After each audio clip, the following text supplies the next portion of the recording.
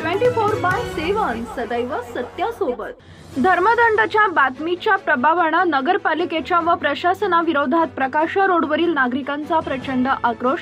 महाराष्ट्र शासनात सामील मित्र पक्षांच्या पदाधिकाऱ्यांचा शासनाला घरचा आहेर।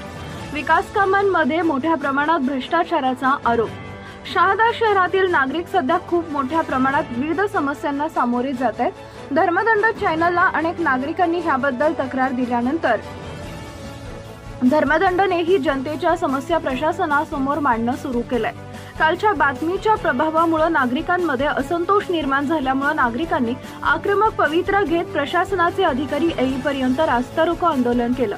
यावेळी महाराष्ट्र शासनात सामील आरपीआय अटवले गटाचे जिल्हाध्यक्ष अरविंद अण्णा कुवर, राष्ट्रवादी काँग्रेस पक्ष अजितदादा पवार गटाचे सुरेंद्र कुवर यांनी शासनाला घरचा आहेर देत लोकप्रतिनिधी व पक्षाच्या पदाधिकाऱ्यांवर नाराजी व्यक्त केली।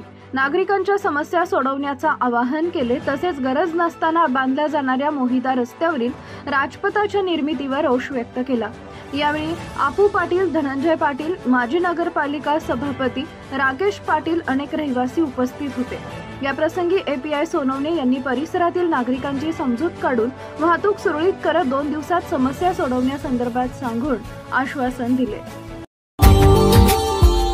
Subscribe now and press the bell icon.